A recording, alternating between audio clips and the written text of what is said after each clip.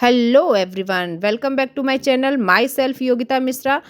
And आज की video आप सभी लोगों के लिए बहुत ही ज़्यादा इन्फॉर्मेटिव होने वाली है। जो लोग फॉरएवर में ग्रो नहीं कर पा रहे हैं, जो अपनी टीम बिल्ड नहीं कर पा रहे हैं, हो सकता है उसका कोई भी कारण हो सकता है कि वह जिस सिस्टम से काम करते हैं वो सिस्टम उन्हें समझ में नहीं आ रहा। हो सकता है उनके अपलाइन उनका सपोर्ट नहीं कर रहे हैं। हो सकता है कि वह खुद एक्टिव ना हो, और हो सकता है कि टीम सपोर्ट ना कर पा रही हो। तो ऐसे में आप अपने अपलाइन चेंज कर सकते हो, और कैसे वो आगे वीडियो में जानते हैं। इससे पहले अगर आप हमारे चैनल पे नए हैं तो चैनल को सब्सक्राइब करना ना भूलिए, ताकि आपको फॉरएवर से रिलेटेड इंपॉर्टेंट वीडियोस की नोटिफिकेशन सबसे पहले मिल सके। तो चलिए वीडियो को स्टार्ट करते हैं।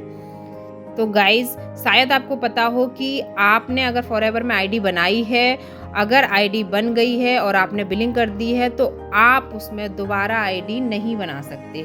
आपने जिस अपलाइन के साथ, जिस टीम के साथ ज्वाइन किया है, आपको उन्हीं के साथ काम करना होगा। लेकिन आप अगर अपने बिजनेस को ग्रो नहीं कर पा रहे हैं, आपके अपलाइन इनएक्टिव है या आपकी टीम सपोर्ट नहीं कर रही है, तो कंपनी आपको एक चांस देती है कि आप अपनी री स्पॉन्सरिंग कर सकते हैं। बट इसमें एक कुछ टर्म्स ऑफ कंडीशंस हैं जिन्हें आपको, ऐसा नहीं है गाइस कि आज ही आईडी बनी और आज ही बिलिंग की और एक मंथ बाद आप अपने अपलाइन को चेंज कर दो। ऐसा नहीं होता है।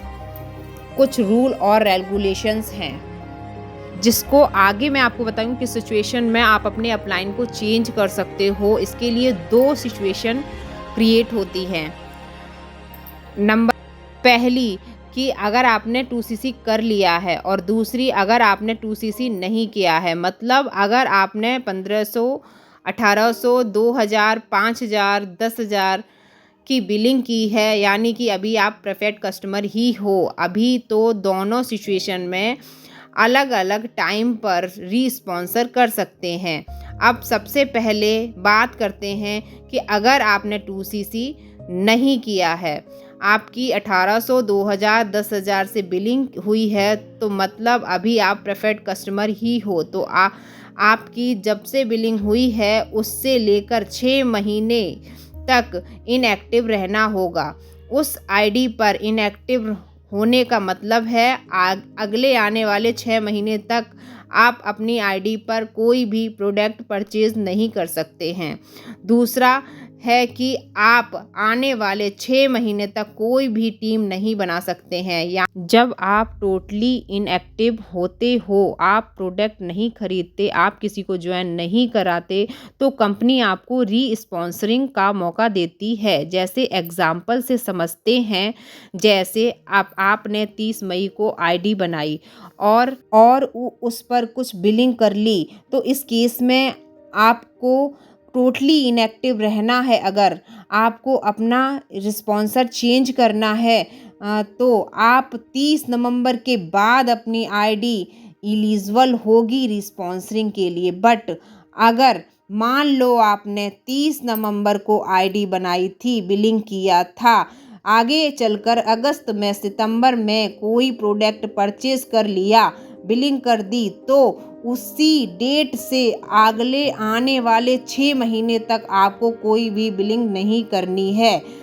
आपकी आईडी पर। यानी आपकी जो लास्ट बिलिंग हुई थी उस डेट से 6 महीने काउंट करती है कंपनी। अगर 6 महीने आप इनएक्टिव रहते हो तो ही आप री स्पॉन्सरिंग कर सकते हो। और दूसरी सिचुएशन है, मान लो अगर आपने 2cc कर लिया है, तो आपको 12 मंथ इनएक्टिव रहना होगा आपकी आईडी पर। इसका मतलब है सेम वही चीज़, ना आपको अपने आईडी पे कोई भी प्रोडक्ट परचेज करना है, ना किसी को ज्वाइन कराना है, वही सेम चीज़ करनी है। इस साल अगर आप टोटली इनएक्टिव रहते हो अपनी आईडी पर, तो आप एलिजिबल हो जाते हो री स्पॉन्सरिंग करने के लिए। साल के बीच में अगर आपने कोई प्रोडक्ट परचेज कर लिया अपनी आईडी पर, तो उस डेट से 1 साल तक आपको इनएक्टिव रहना होगा अपनी आईडी पर। अब मान लो आपने री स्पॉन्सरिंग कर लिया, तो अब इसके बाद होगा क्या? तो आपका आपका जो लेवल है वो 0 हो जाएगा। आपको फिर से प्रेफर्ड कस्टमर या 2CC कर कर बिज़नेस को दोबारा से स्टार्ट करना होगा। ऐसा नहीं है आपने वहाँ पर 2CC कर लिया, आपने अपने अपलाइन चेंज कर लिया, तो आपको यहाँ पर भी से 2CC करना होगा। आपको वह 2CC काउंट नहीं होगा।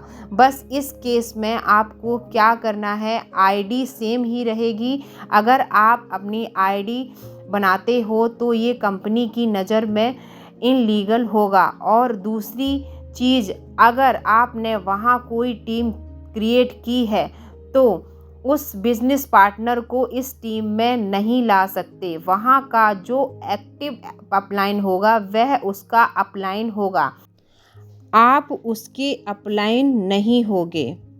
आपको काम बंद किए 6 महीने हो गए हैं तो आप कंपनी को मेल के द्वारा या कॉल करके भी पता कर सकते हैं कि आपकी आईडी एलिजिबल हो गई है रीस्पॉन्सरिंग के लिए या नहीं।